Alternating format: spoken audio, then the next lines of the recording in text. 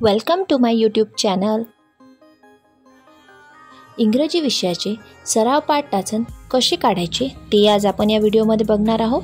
सुरुवातीला छात्र अध्यापकाचे नाव, वर्ग 7वी, विषय इंग्लिश, घटक आहे पोयम, उपघटक आहे इट्स अ स्मॉल वर्ल्ड, वेळ आहे 35 मिनिटे, दिनांक लिहून घ्यायची, मूल्य आहे इथे ऑब्झर्वेशन स्किल, अपेक्षित पूर्वज्ञान आहे student have previous knowledge about emotion, feeling and surrounding world.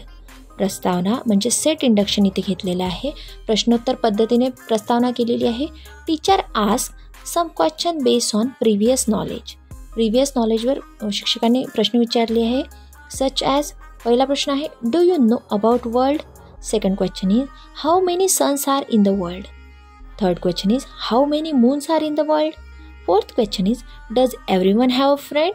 Fifth question is do you have a friends. त्यानंतर हेतुकथन म्हणजे स्टेटमेंट ऑफ एम आहे. So today we are going to discuss the next part of the poem it's a small world.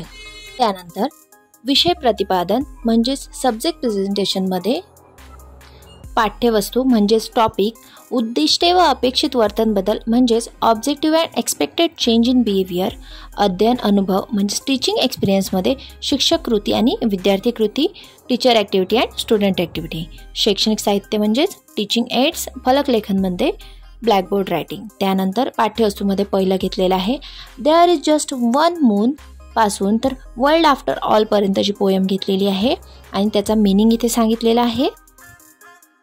Video आवडला असल्यास like, share आणि subscribe नक्की करा आणि तुम्हाला दुसऱ्या कोणत्या टॉपिकवर लेसन प्लॅन हवा असेल तर कमेंटमध्ये मला नक्की कळवा.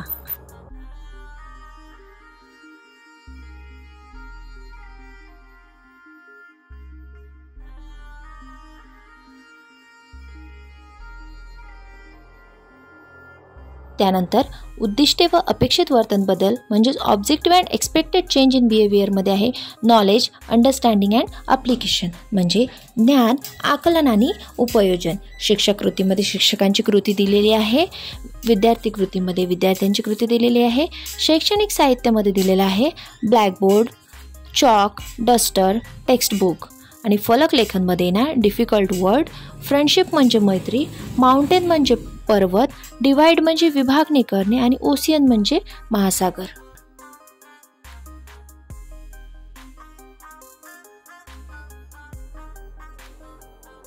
त्यानंतर पोयमच्या अगदी शेवटच्या ओळी it's a small world after all पासून तर इट्स अ स्मॉल वर्ल्ड पर्यंत त्याचं मीनिंग इथे सांगितलेलं आहे. आणि उद्दिष्टे व अपेक्षित वर्तन बदलमध्ये नॉलेज आणि अंडरस्टँडिंग म्हणजे ज्ञान आणि आकलन, शिक्षक कृती आणि विद्यार्थी कृती इथे दिलेली आहे.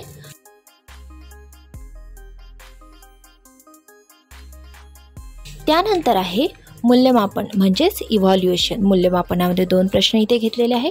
Write down the rhyming pair from given stanza. दिलेल्या स्टॅन्झामधले रायमिंग पेअर्स आपल्याला शोधून लिहायचे आहे.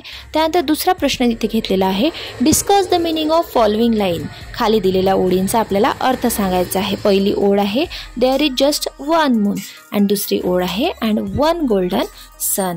स्वाध्याय म्हणजेच एक्झरसाइज इथे दिलेली आहे.